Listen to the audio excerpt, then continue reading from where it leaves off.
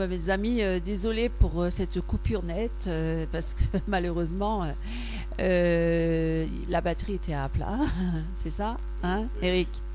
Avec des piles, avec des batteries, il faut recharger. Désolé. Donc, bah, du coup, j'ai perdu mon élan. Alors, je vais peut-être te passer la parole, Eric. Ouais. Oui, comme tu dis, dans ton élan. Et du coup, effectivement, on se retrouve là, on ne sait plus quoi dire. Non. Si, en Jésus-Christ. Voilà, Jésus-Christ est venu sur la croix pour nous sauver, pour nous racheter d'un grand prix. Et je crois que plus que jamais, aujourd'hui, nous devons réaliser l'amour de Christ et pour nos vies, pour chacun d'entre nous, même pour ceux qui désespèrent, même pour ceux qui sont atteints de maladies incurables, ou même pour ceux qui ont perdu un être cher. Dieu est là, Dieu est présent. Il ne suffit de regarder l'histoire de Job. Job n'était pas n'importe qui. Job était un homme intègre, le plus intègre de toute la terre. Et il a été criblé par Satan, au point vraiment de perdre ses enfants, sa maison, son bétail, tout ce qu'il possédait. Et même son épouse lui disait meurs, oui, maudit Dieu et meurs. Et il n'a pas perdu espoir, parce que lui-même croyait à la résurrection, parce qu'il a dit que je verrai mon Dieu, hein, quand je serai quand je serai plus là, je verrai Dieu quand je serai mort. Donc il y avait déjà cette espérance, Dieu lui a déjà révélé la résurrection des morts dans son cœur, dans son esprit. C'est merveilleux.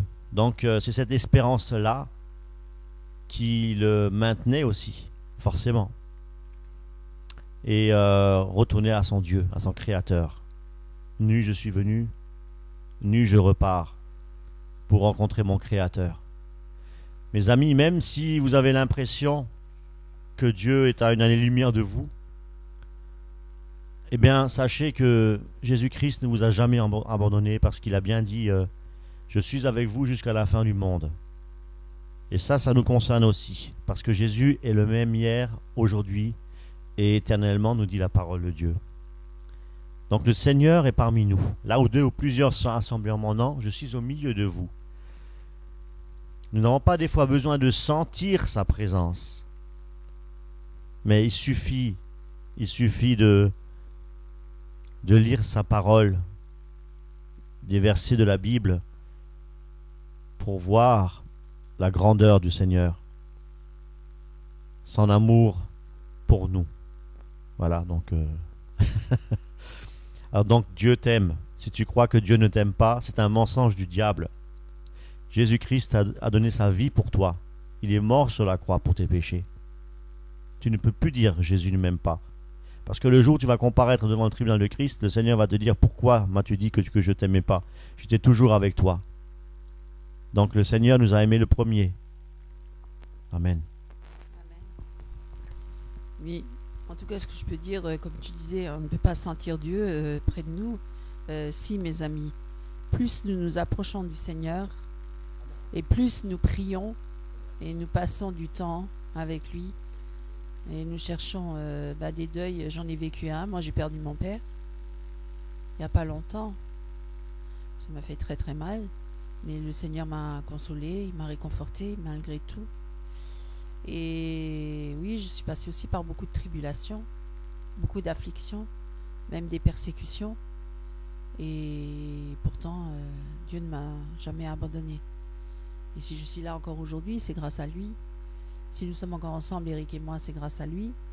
Si nous sommes là à prêcher l'évangile aujourd'hui, c'est grâce à lui.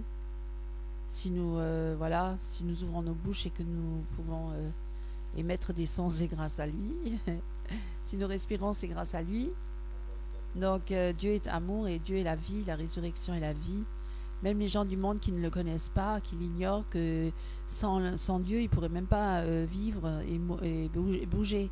Parce que Dieu, c'est le mouvoir et l'être. Alors donc, voilà, il a tout donné, il a donné le souffle de vie à l'homme, il a donné une âme vivante et tout ça.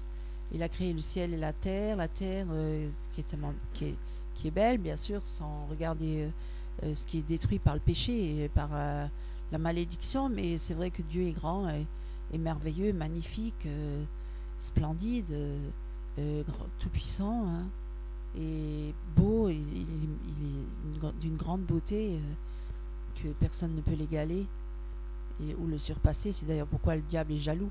Il est tellement jaloux de Dieu. C'est pour ça qu'il voudrait être tellement au-dessus de lui. Mais il n'y arrivera jamais parce qu'il le sait très bien que c'est peine perdue.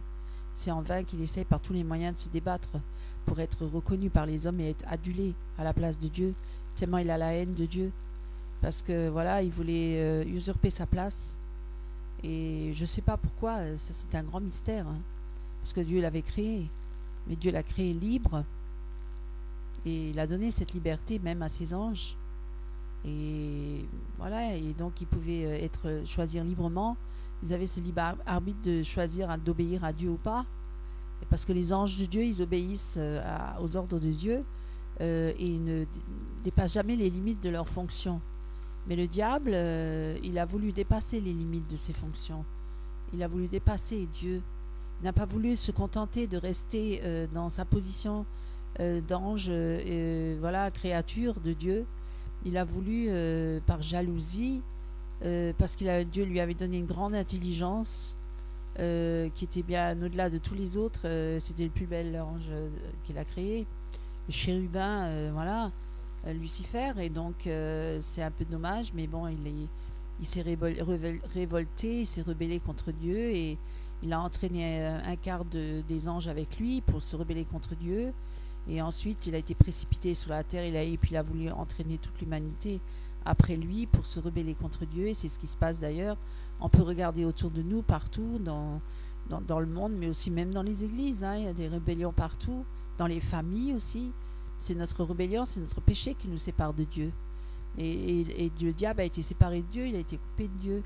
Et d'ailleurs, il a été précipité. Mais il le laisse pour un temps encore agir, mais il est déjà condamné. Et il sait très bien qu'il est condamné. Et c'est pour ça d'ailleurs qu'il veut entraîner avec rage toute l'humanité avec lui en enfer. Pour pas être tout seul là-dedans. Et voilà. Et il déteste les chrétiens, il les hait. Et son orgueil est tellement grand et élevé qu'il va susciter un homme, l'homme impie, qui va venir pour s'installer dans le temple de Dieu, pour se proclamer Dieu lui-même. Voilà. Et donc beaucoup seront séduits.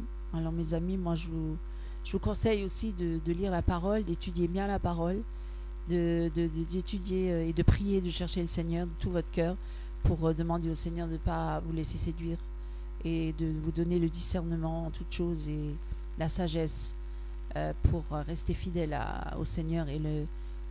D'ailleurs, les enfants de Dieu, les vrais enfants de Dieu ne suivront pas la voie d'un mercenaire, mais ils suivront toujours le berger partout. Ils écoutent sur la voie du berger.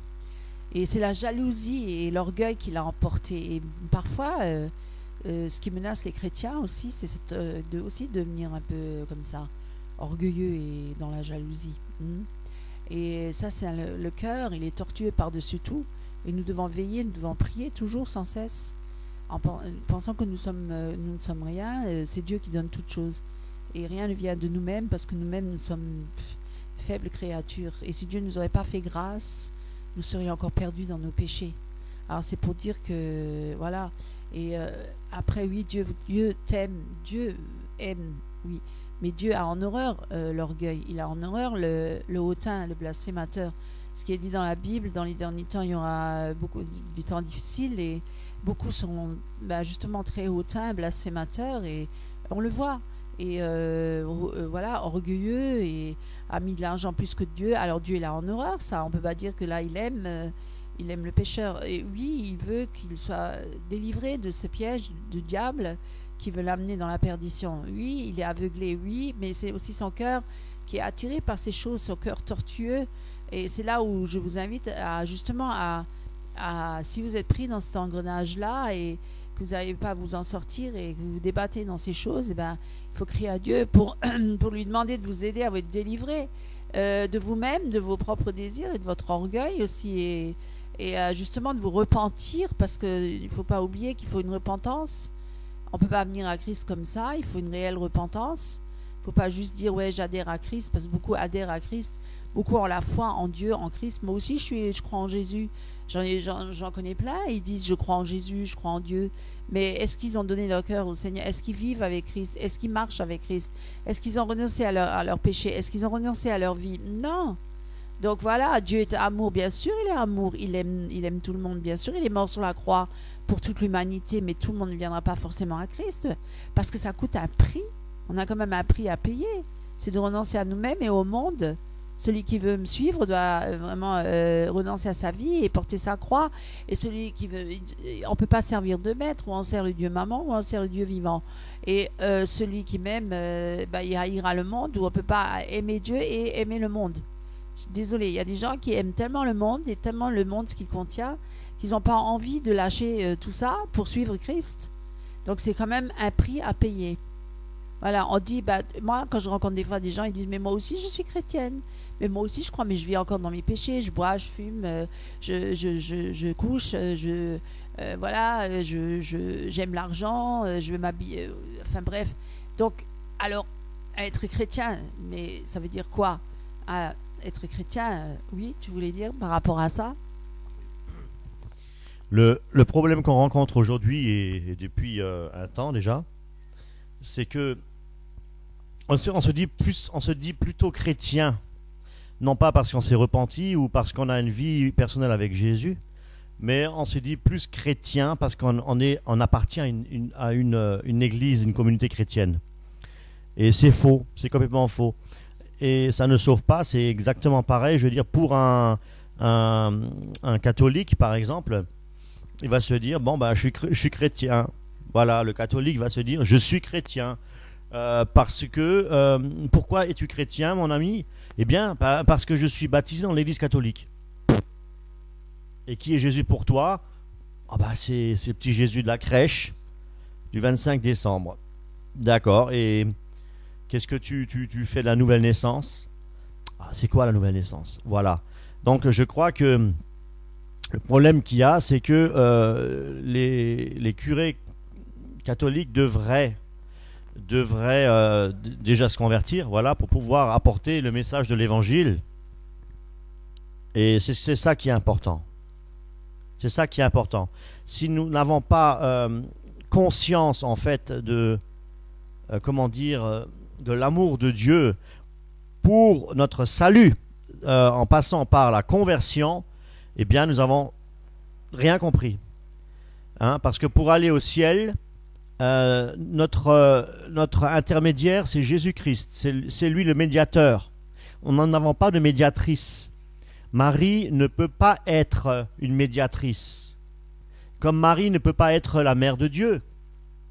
Si Marie était la mère de Dieu, dites-moi, Dieu n'aurait pas eu un commencement. Dieu n'aurait pas existé, alors que Dieu a toujours existé. Ça veut dire que Marie aurait existé avant Dieu, si Marie était la mère de Dieu. Marie aurait existé avant, elle aurait enfanté Dieu. Donc ça n'a pas de sens. Ça n'a absolument pas de sens. Voilà, donc nous devons plutôt enseigner les vérités bibliques et non pas ce qu'une religion ou ce que les dogmes enseignent. Voilà, parce que les dogmes, tout ça, ce sont des hommes qui sont rassemblés et puis qui ont discuté sur la théologie, etc. Nous connaissons le concile de Chalcédoine, le concile de Nicée, le concile d'Éphèse, etc. Donc Éphèse, c'était la mère de Dieu. Voilà, Jésus-Christ est la mère de Dieu. Maintenant, oui, nous devons faire très très attention. Le problème qu'il y a, c'est effectivement ça. On se dit chrétien, pour revenir à ce que j'ai dit tout à l'heure. Pour être chrétien, on n'est pas obligé d'adhérer à une religion. Nous ne sommes pas obligés d'adhérer à un mouvement, à une fédération ou quoi que ce soit. Pour être chrétien, il suffit simplement d'accepter le sacrifice unique et pleinement valable de Jésus-Christ sur la croix. Il s'est offert en sacrifice pour nous rendre libres, pour nous affranchir. Et je crois que c'est suffisant justement pour l'adorer toute notre vie et le glorifier. Ce savoir être enfant de Dieu, c'est ce savoir être sauvé, participant donc de la nature divine, et de marcher dans l'intégrité, de se repentir, de marcher dans l'intégrité, et de vouloir plaire au Seigneur et les œuvres que Dieu a préparées d'avance. Si nous sommes sauvés, si nous avons la joie du Seigneur, la joie du Saint-Esprit en nous, eh bien les œuvres viennent naturellement. Nous avons envie de faire quelque chose pour le Seigneur, comme nous avons envie d'évangéliser, nous avons envie de partager l'évangile pour que le monde entier soit sauvé. C'est ça les bonnes œuvres. Il n'y a pas une plus grande œuvre que de donner sa vie pour l'humanité. C'est ce que Jésus-Christ a fait sur la croix. C'est la plus grande œuvre qui n'a jamais été donnée. Et c'est cette œuvre-là que nous devons imiter. Imiter Jésus-Christ, c'est aussi se sacrifier. Se sacrifier pour notre prochain. Dans l'amour, pour l'amener à Jésus-Christ de Nazareth. Voilà. Et nous glorifions le Seigneur qui soit notre médiateur. Parce que, étant médiateur, Jésus-Christ intercède pour nous. Marie ne peut pas intercéder pour nous. Marie n'est jamais morte sur une croix. Marie n'a pas donné sa vie pour nous. D'ailleurs, Marie avait besoin du Sauveur. Il est écrit dans la parole de Dieu, Marie, quand elle a tressailli de joie avec l'enfant de Jésus-Christ dans son ventre, elle était dans la joie et elle a dit « Mon Sauveur ». Elle a besoin du Sauveur parce que Marie est pécheresse comme tout le monde et elle a eu des enfants. Elle a eu des enfants. Après avoir effectivement accouché de Jésus-Christ, elle a eu des enfants avec Joseph. Donc elle n'est pas immaculée conception. Voilà, donc ça, ce sont des faits, c'est une réalité. Je crois qu'il faut en parler parce que Satan est là pour nous aveugler. On dit toujours que cette communauté est une secte, etc. Mais l'Église catholique, ils ont déformé la parole de Dieu et dans la Bible il est marqué dedans que ce sont des sectes pernicieuses. Une secte pernicieuse, c'est une secte qui c'est un mouvement qui déforme la parole de Dieu. Voilà, donc c'est pas parce qu'on appartient à l'État, c'est pas parce que c'est une religion d'État que c'est la vérité. Attention, il y a bien d'autres églises d'État également qui ne sont pas la vérité. Ça, il faut en être conscient. Il y a des églises qui se fédèrent, qui sont dans les fédérations et qui sont complètement apostates, œcuméniques. Donc une fédération ne fait pas non plus de toi une église de Christ. Nous sommes l'église, nous sommes des pierres vivantes. Bien entendu, nous avons aussi une assemblée. Nous pouvons nous assembler pour glorifier, louer le Seigneur et pour partager sa parole et pour partager aussi la scène. Et je crois que c'est ça qui est important, c'est de se regrouper aussi pour partager, pour témoigner et pour chanter, pour glorifier le Seigneur. Voilà, c'est ce que je voulais partager avec vous. Merci Eric. C'est vrai que oui, effectivement, l'Église catholique fait beaucoup de dégâts. Hein, ça, il faut le reconnaître. Mais c'est pas la seule. Hein, il y a d'autres églises, d'autres mouvements. Mais c'est vrai que le monde entier, quand même, beaucoup sont dans cette tradition catholique. Là, on prépare tout doucement Halloween et puis après la fête des morts, le 1er novembre et tout ça. Enfin bref. Et puis après Noël. Et puis il y a toujours des fêtes. Hein, toujours, et puis tout le monde rentre dans ces traditions. Pourquoi? Parce que dans le monde, les commerçants, ils s'alignent à toutes ces fêtes parce que pour eux ça leur fait du business, hein. Ça leur fait de l'argent parce qu'ils créent des besoins, vous voyez comment que c'est subtil, c'est vraiment de la manipulation parce qu'en fait ils créent des besoins dans ces périodes là, ils créent une ambiance pour que les gens soient focalisés sur ces fêtes et il y a des gens qui dépensent énormément d'argent justement pour ces futilités là, pour ces vanités là. Comme là tout ça, ils vont aller sur les tombes, ils vont acheter plein de plantes excessivement chères pour des morts, alors que bon, Jésus a dit quoi? laissez les morts enterrer les morts, vous occupez-vous des vivants. Alors comment j'entends que j'en vois qu'il y a des chrétiens qui vont dans les églises, qui soi-disant sont chrétiens nés nouveaux, vont encore sur les tombes pour poser des fleurs sur des tombes. Bon après, je sais pas, on fait pas le culte des morts quand même.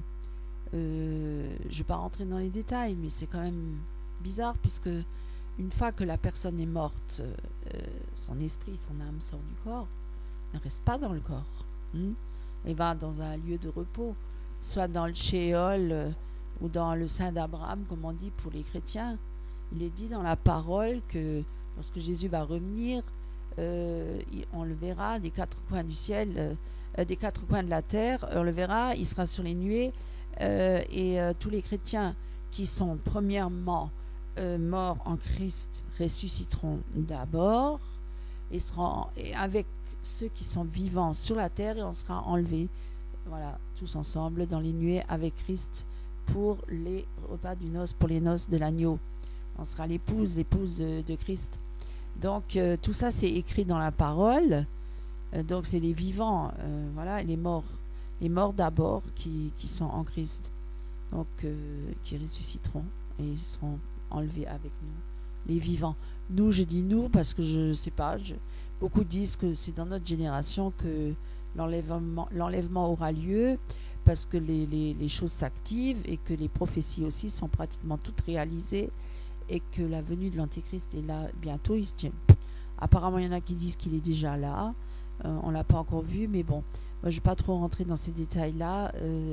Si le Seigneur veut bien nous éclairer là-dessus, nous montrer, c'est Dieu qui décide s'il veut nous éclairer et nous révéler toutes choses. Dieu est un Dieu de lumière qui sait tout, qui voit tout. C'est lui le Dieu de l'histoire d'ailleurs. C'est lui qui finalement est au contrôle de tout ça et qui est le commencement et la fin.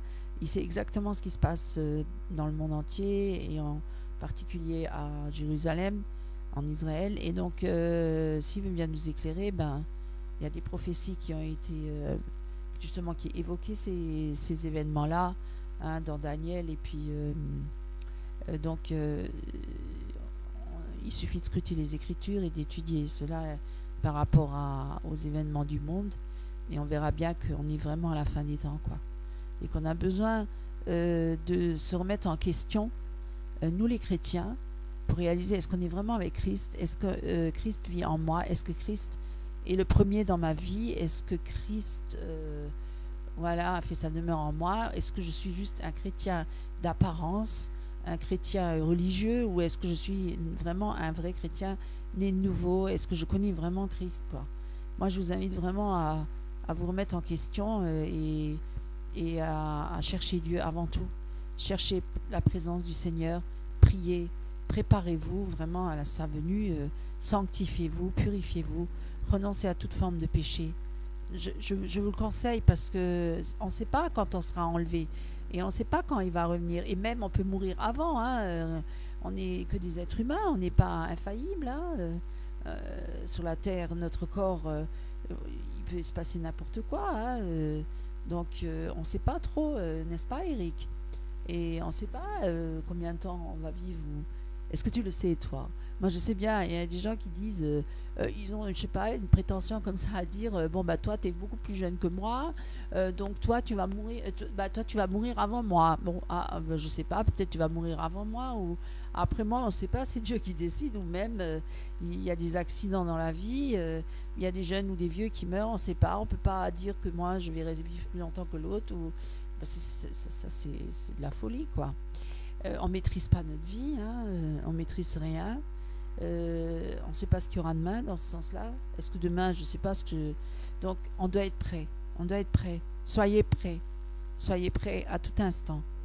Priez et cherchez la face de Dieu et renoncez à votre vie voilà, de péché, puis mondaine aussi. Moi, je dis à un chrétien, et je vais revenir là-dessus, un chrétien qui tous les soirs se met devant la télé et regarde toutes les émissions et des films et oh, quoi, qu'est-ce qui se passe dans ces films? Il y a beaucoup de nudité, beaucoup de violence, de l'occultisme, voilà, donc ça reflète le monde. Alors qu'est-ce que ces chrétiens-là qui vont le dimanche à l'église, qu'est-ce qu'ils font devant la télé tous les soirs? Mes amis, Est-ce qu'il ne vaudrait pas mieux qu'ils prient et cherchent la face de Dieu, qu'ils lisent la Bible, qu'ils méditent, qu'ils remettent sa vie en question? Vous ne croyez pas? Voilà, je veux dire, beaucoup vont être étonnés le jour où Jésus va revenir. Il y en a beaucoup qui vont... Voilà, ils pensent qu'ils seront avec dans l'enlèvement. Ils ne le seront peut-être pas, j'en sais rien. En tout cas, il faut quand même veiller. Tout à fait. Exactement. Et après, c'est vrai qu'on peut nous faire le reproche. Je dis nous, c'est pas nous personnellement. Je veux dire à tous ceux qui marchent dans l'intégrité, qui veulent suivre le Seigneur et qui font quand même des efforts. Nous devons faire des efforts pour suivre le Seigneur. C'est pas facile toujours de prier. C'est pas facile toujours de lire la parole de Dieu. Hein, on est des fois aussi, on n'a pas des fois envie de le faire, mais on le fait. Il faut s'efforcer. Satan est là pour nous décourager. Eh bien, à plus forte raison, je veux dire, nous devons être vigilants. Notre parcours chrétien, ce n'est pas un parcours à l'eau de rose. Hein, c'est un parcours, c'est les violents qui s'emparent du royaume de Dieu. C'est ce qui est écrit dans la parole de Dieu. C'est par beaucoup d'épreuves et beaucoup de tribulations que nous devons rentrer dans le royaume de Dieu. Et ça, c'est une réalité. La parole le dit. Voilà, Jésus-Christ a dit, j'ai été persécuté, vous serez persécutés. Mais si nous ne sommes pas persécutés, et si tout va bien dans notre vie de chrétien, il faut se poser des questions. C'est parce que Satan a certainement déjà la main mise sur nous pour pouvoir nous garder endormis et nous garder dans l'ignorance du combat spirituel. Donc ça aussi, nous devons veiller là-dessus. Le combat est réel, il est réellement spirituel. Et d'ailleurs, pour vous dire que nous avons vu récemment, je souris, mais c'est pas rigolo. Récemment, nous avons vu une vidéo où des chrétiens étaient habillés en militaire. Oui, avec des armes en plastique et des armes en bois. Et puis ils se tiraient dessus. Vous voyez jusqu'où on va. Et cette église-là...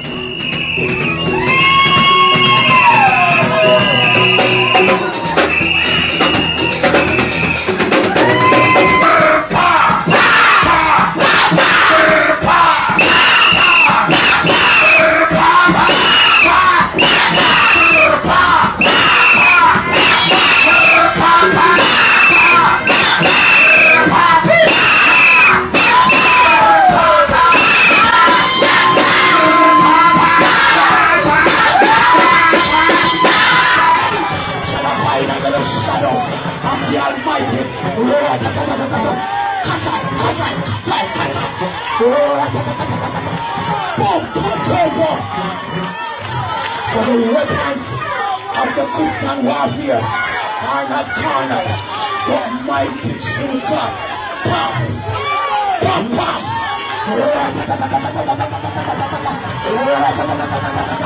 Every witch back, every wizard back, every warlock back.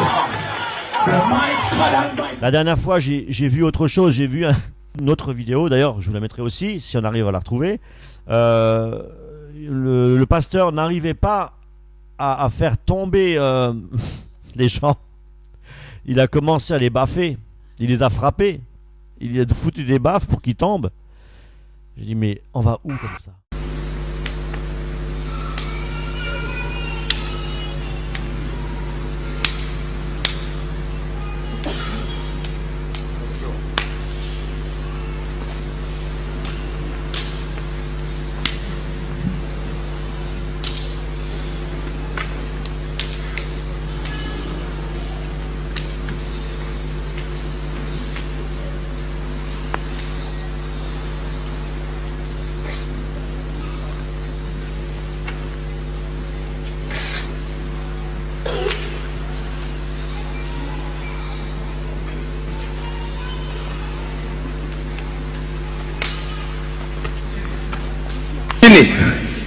Chini, touch.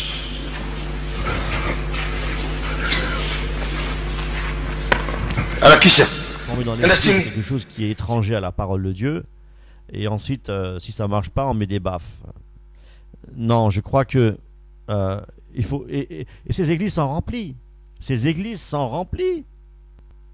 Ce que je disais tout à l'heure,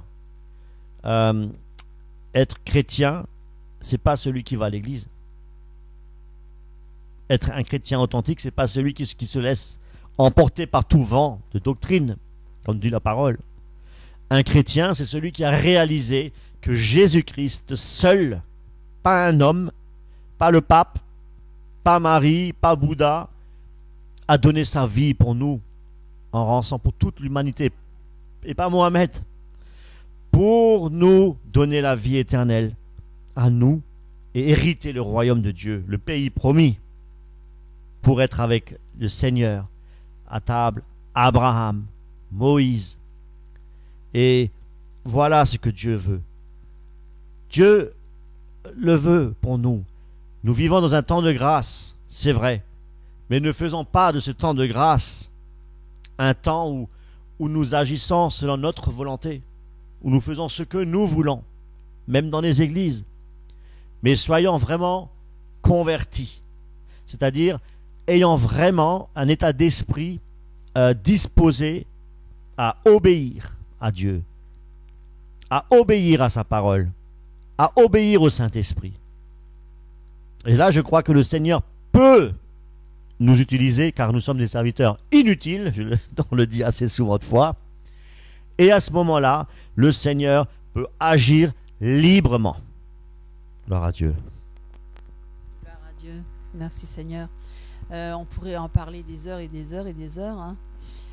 Toute une vie, toute une éternité de glorifier le Seigneur. C'est vrai que le Seigneur est magnifique et merveilleux. Et c'est vrai que quand on a une communion avec le Seigneur, on est comblé. On est comblé. Tout ce que l'homme recherche, c'est d'être comblé en fin de compte. Qu'est-ce qu'on recherche? On recherche le bonheur, on recherche la paix, la joie, on recherche tout ça. Parce que c'est quelque part inscrit en nous, cette recherche du bonheur. Mais on ne peut pas la trouver dans le monde. Le monde nous apporte que des illusions. Et de la religion, oui, mais c'est la mort. Hein, ça n'apporte pas la vie. Oui, les religions, elles nous détournent de Dieu. Elles ne nous ramènent pas à Dieu. Au contraire. Puis les religions, ça nous oblige à faire beaucoup d'efforts pour arriver à Dieu, soi-disant. Mais alors que Dieu a dit, mais non, il est venu parmi les hommes. Il est descendu, justement, parmi les hommes. Il est descendu parmi les hommes et il a tendu sa main. Et on n'a pas besoin de faire des efforts. Il n'y a pas à faire toute une préparation, tout un rituel pour gagner Dieu. Parce que Jésus-Christ a déjà tout accompli. On n'a plus rien à rajouter ou à retrancher. C'est accompli. Tout est accompli. Il a accompli la loi que nous on a transgressée. Il l'a accompli pour nous, pour qu'on soit délivrés justement de la condamnation de cette loi, parce qu'on l'a transgressée, on méritait la mort. Tout homme et toute femme méritent la mort, et loin de Dieu, parce que Dieu est tellement saint et pur, sa loi, elle est bonne, elle est pure, elle est sainte, elle est juste, mais nous l'avons transgressée. Et donc d'après Dieu, qui est un Dieu de justice, hein, un Dieu saint, eh bien, nous méritons le châtiment, et le châtiment c'est la mort, voilà, loin de lui, coupé de lui.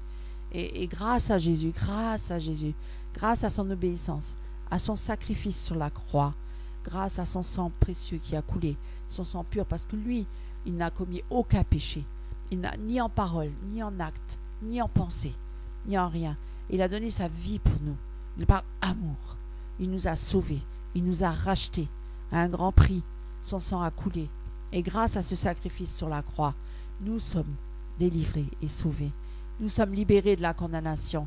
L'acte qui était rédigé contre nous, il l'a déchiré. Il l'a cloué à la croix avec lui. Nous sommes libérés de cette condamnation. Et il nous a délivrés du malin, il nous a délivrés de la mort, il nous a délivrés de Satan, qui avait une emprise sur nous à cause du péché, parce que celui qui pêche, il mourra, et il est du diable. Et donc celui qui pêche, il est du diable. C'est écrit dans la Bible, c'est pas moi qui le dis.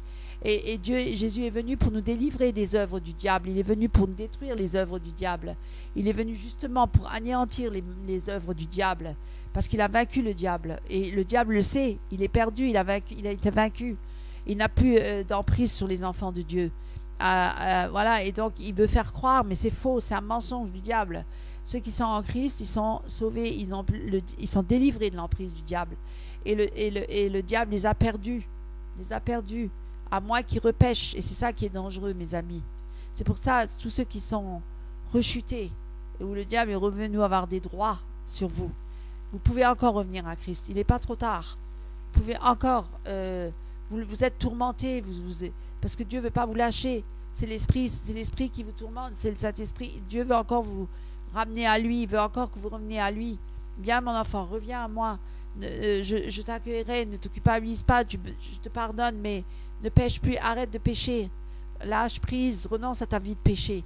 C'est vrai, il y en a beaucoup qui sont tombés dans le péché de fornication, même d'adultère, beaucoup se masturbent, beaucoup regardent des films porno et qui sont chrétiens, ils n'arrivent plus à se défaire de ce vice, de cette perversion, de cette corruption. Elle est tellement grande à cause d'Internet, à cause de justement tous ces médias là qui propagent de plus en plus ces immondices là, ces saletés, ces souillures.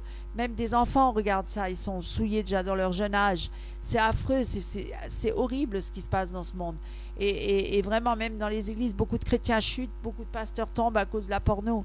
Même s'il y a un pasteur qui m'entend là, oui, tu prêches le dimanche, mais la semaine, tu regardes le soir les films porno et au lieu de lire la parole, tu regardes constamment Internet, tu convoites les autres femmes, tu trompes ta femme, tu es dans l'adultère, tu fais plein de choses horribles et tu sais que tu es perdu.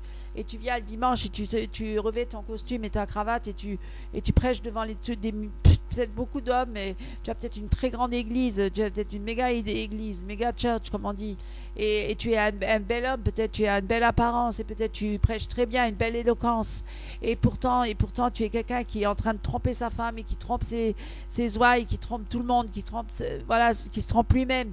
Et pourtant tu es tourmenté, mais tu es pris dans l'engrenage, dans le piège avec Satan, et tu ne sais plus comment faire pour t'en sortir.